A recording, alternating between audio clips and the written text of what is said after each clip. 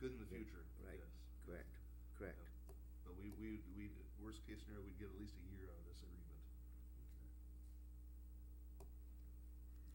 Carter, I just had a question. Should the top indicate it's a 28E agreement between the city and should it be Well- recorded with the recorder and filed with the Secretary of State's? It doesn't have to be. It could be. If we called a 2080 agreement, then we have to Right. do so. But the reason it doesn't have to be is that we've talked about them before, and I'm always reluctant to use our description in the familial way.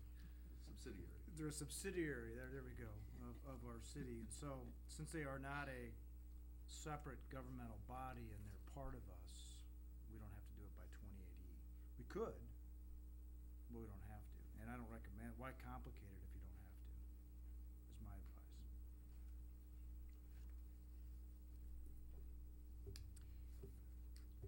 I make a motion that we approve the utility billing agreement. I have a motion by Switzer, Second. I have a second by Engen. Roll call, please. Ingen, Yes. Vaughn, Yes. Davis, Yes. Holland, Yes. Hill, Yes. Hermson, Yes. Schweitzer. Yes.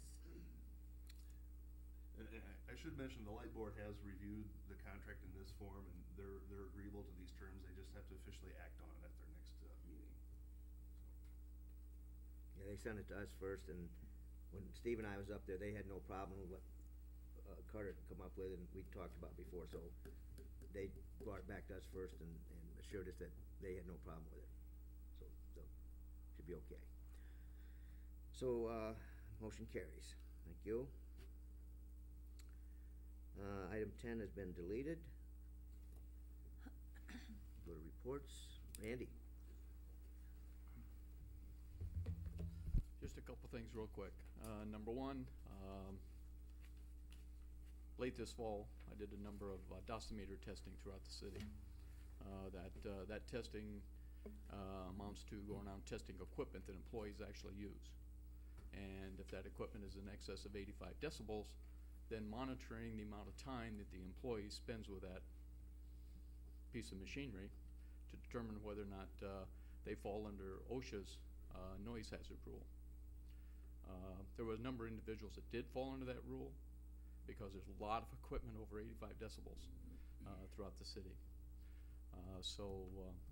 Allen Occupational came in and they did a hearing test for probably, I would say, 14, 15 employees identified. And of those employees that completed the hearing test, there were 2 that were identified with what was considered to be a significant hearing loss.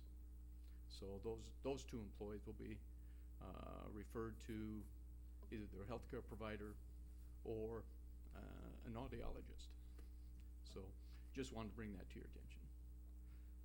Number 2, Leon Vick has retired from our department. I don't know how many of you were aware of that, but I think most everybody was.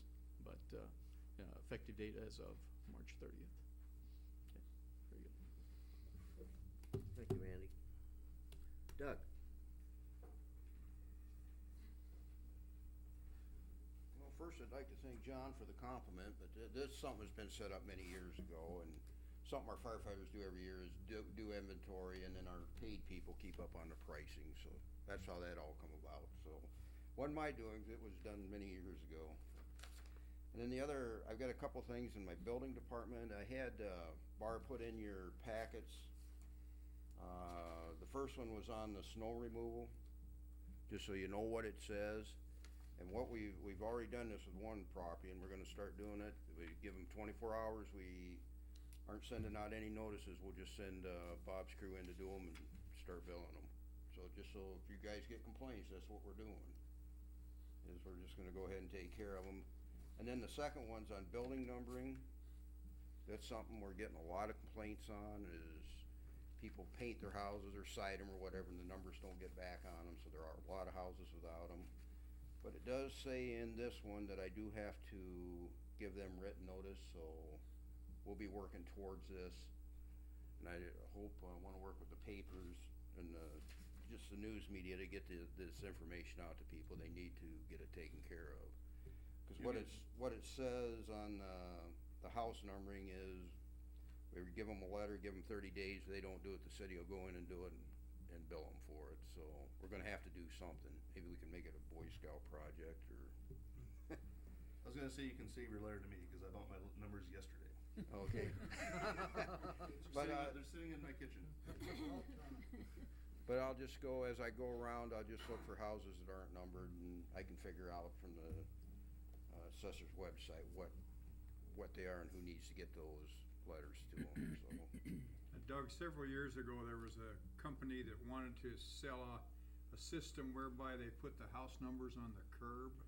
That's not that would not qualify, would it? No, by our ordinance, it actually says it has to Just be as on. a warning to the public, I Right. mean, cause they came around a couple years ago and tried to hustle the curb Right. marking, so. It actually says it has to be on the Right. street side of the house in a contrasting color, and, It's not an either or deal. no, it's not an either or, it has to be there, so.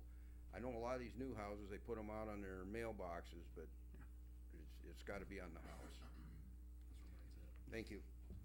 Thank you, Doug. Let's go to council. Denny? Anita?